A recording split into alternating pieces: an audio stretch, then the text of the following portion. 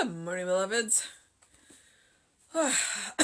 I'm sorry. I went for a run today, and my knees were not into it. My left knee and my right hip were not into it. So I'm just like,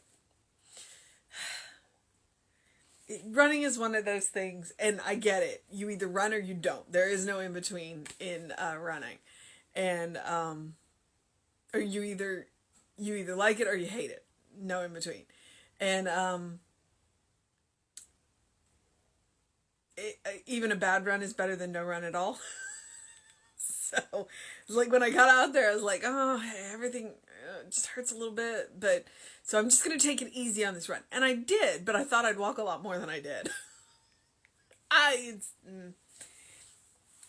It does get the blood flowing, but it also gets the fluid moving. It appears that I have a tendency to. It's called edema. My lymphatic system is not efficient, and running definitely makes a difference. So, all right. So, interestingly enough, our title today is acceptance. Let me see. It's springtime, so welcome to the congestion. So, it is March 4th. Our title is Acceptance, and our the text is spiritual mind treatment or affirmative prayer really is something we do to ourselves.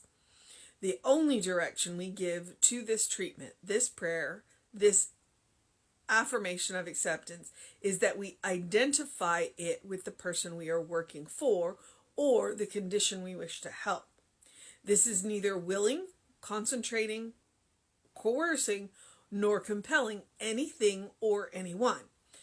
It is rather a quiet inward acceptance, an affirmation of our conviction based on the theory that there is a spiritual perfection at the center of all things in the universe, and that there is a fundamental good governing all things. There is one life. That life is God. That life is our life now. Consciously, we identify ourselves with it. Definitely, we affirm the one presence and the one power operating in, around, and through us. Anything that denies the supremacy of good is itself but a mistake in judgment. As we come to open up our thought to a greater acknowledgement and acceptance of the divinity that resides within us, we find ourselves on the pathway to achieving the purpose for which we were created, to express the nature of the divine, the source of our being. Today, I accept my own affirmations. There is nothing in me that can contradict them. I have a deep inward sense, feeling, conviction, and complete faith that there is a power of good governing everything, that it is governing completely, with absolute certainty, without deviation, without exception, and that there is nothing to oppose it, to change it, to limit or circumscribe its action. I abandon myself to this faith, live in its atmosphere, and accept its conclusion. I know that I am a divine being on the pathway of an endless self-expression, and that the eternal God is my host now and forevermore. And our Bible quote is, I am the Almighty God, walk before me and be thou perfect. And that is Genesis 17:1. Okay, first off, in the Bible quote, remember that Ernest's definition and Reverend Jesse's definition of perfect is whole, not flawless. So that takes a little bit of sting out of that Bible quote sometimes. And then the other thing is that's one of the secrets of being a practitioner. When you go to a practitioner, the practitioner is not treating you. The practitioner is treating themselves about you.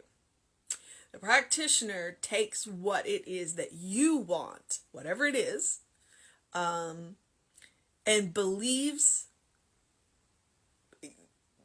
convinces themselves to believe that about you. Convinces themselves is kind of a hard word, because most of the time what you're asking for, it's pretty easy for us to believe.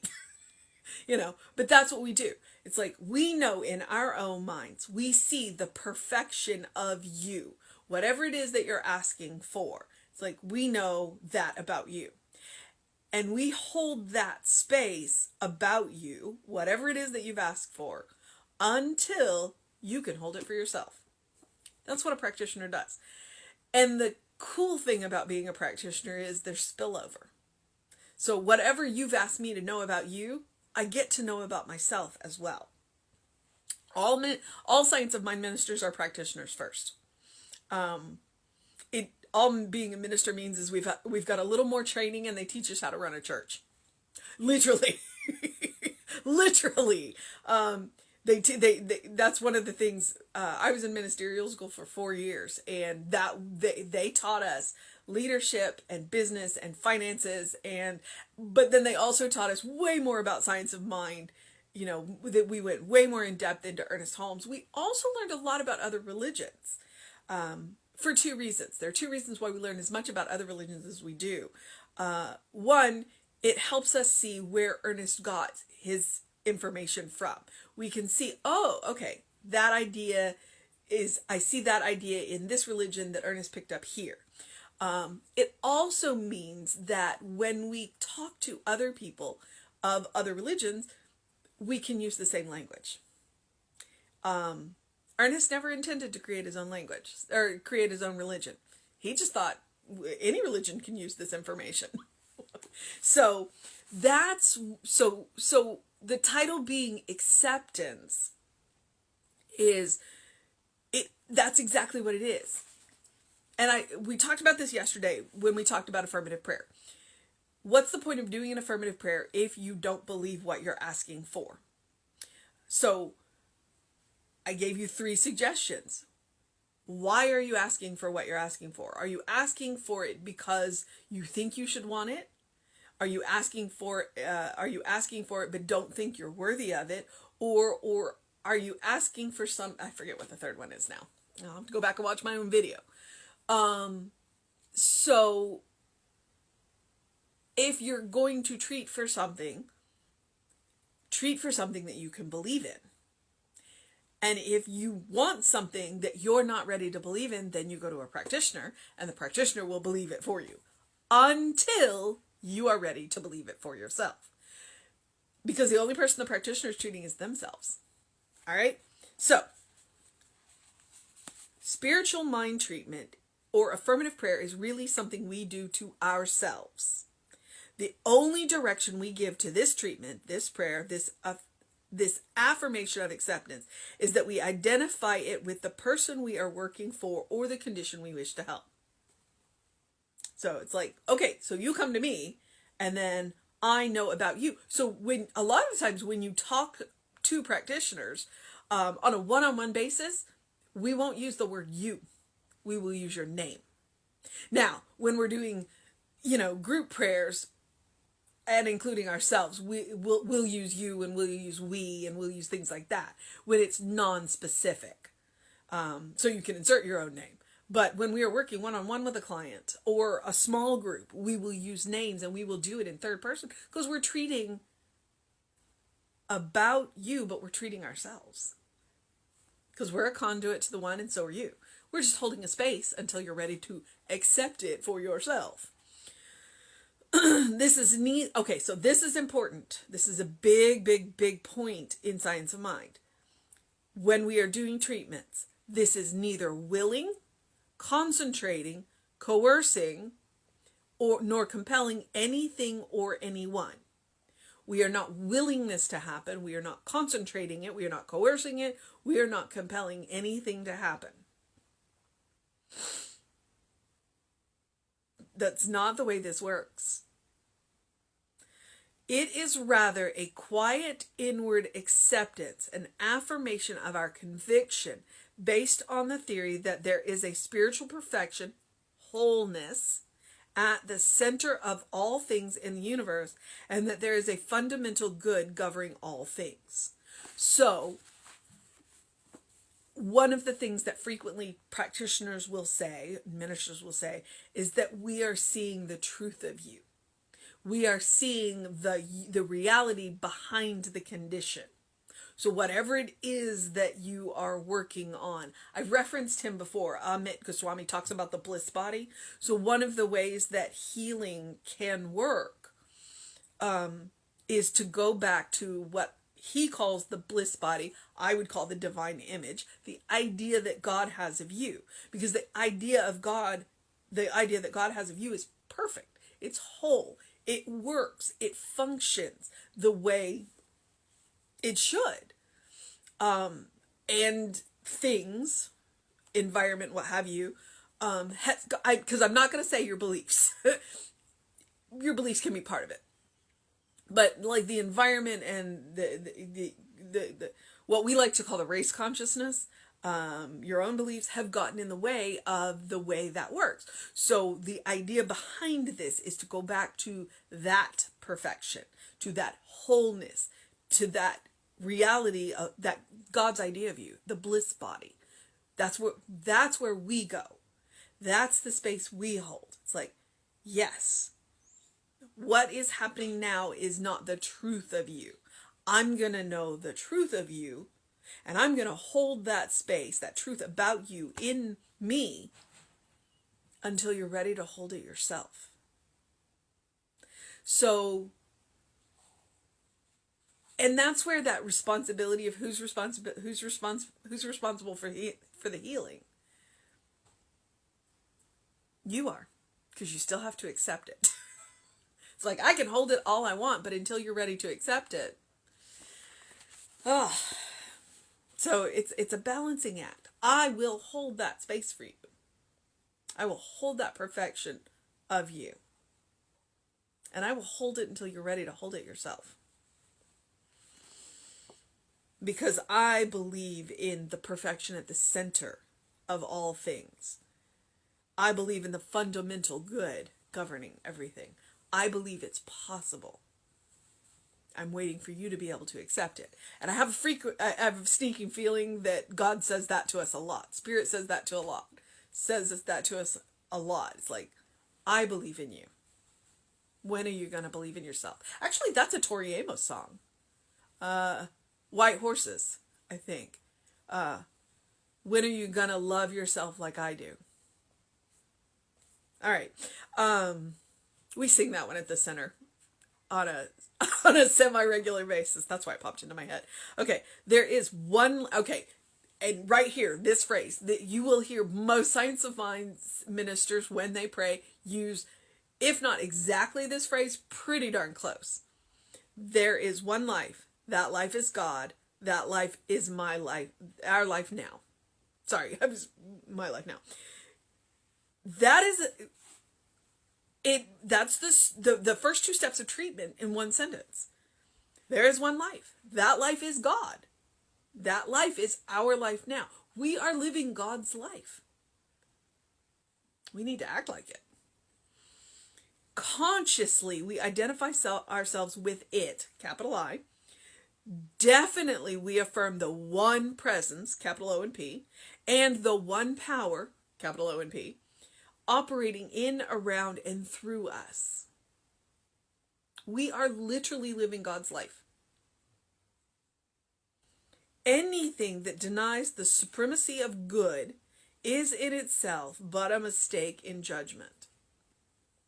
And Ernest would argue, and probably has somewhere, that that's all sin is. As my friend Reverend Sherry says, self-inflicted nonsense. It's a mistake in judgment. And when we recognize the mistake, we can correct the mistake. As we come to open up our thoughts to a greater acknowledgement and acceptance of the divinity that resides within us, we find ourselves on the pathway to achieving the purpose for which we were created, to express the nature of the divine, the source of our being. We're living God's life. Why? so God can have an experience, so Spirit can have an experience. And we get to participate in that. We get to participate in that. We don't have to participate in that. We get to participate in that. And that little change in the language makes a difference. It's not that we have to do this. The mind that made a star, the mind that made the ocean, the mind that made the planet, thought you were important and wants you here. It wants you here to have an experience, and it wants you to be happy. And the way to do that is to recognize where that life is coming from and where that life is going. And love ourselves and each other. And it can't help but to get better. Today, I accept my own affirmations. What's the point of making an affirmation if you're not going to accept it? And if you're not willing to accept what you are affirming, then please feel free to narrow it down to what you can accept. And once you can accept that, make your cup a little bit bigger. And then make your cup a little bit bigger. Stretch it out gradually, stretch it out gently. You don't have to go from here to here unless you want to. If you want to, great, go for it. But if you're not ready to do that, start with what you can accept. And then move up from there. You got time.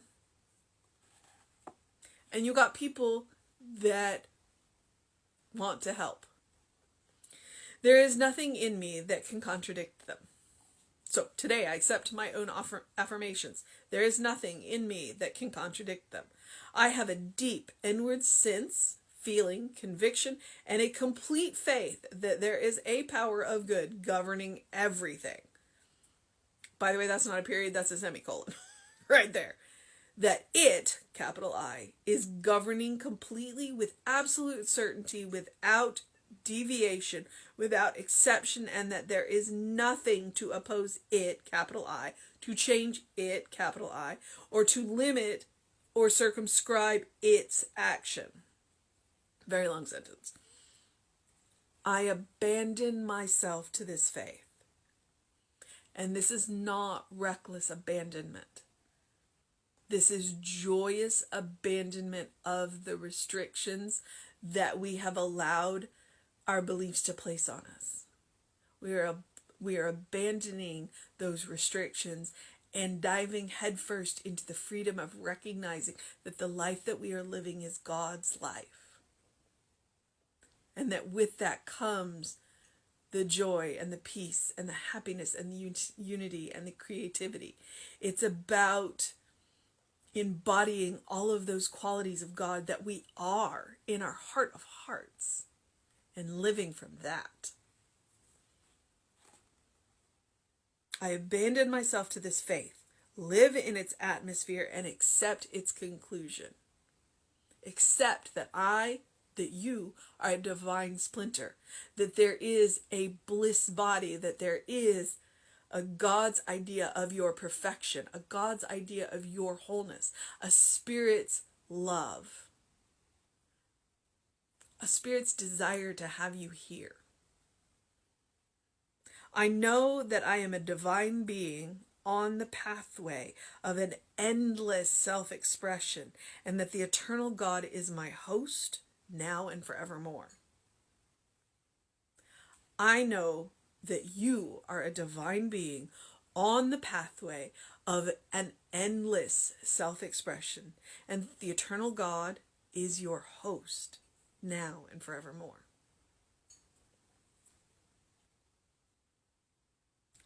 So from Genesis, I am the Almighty God.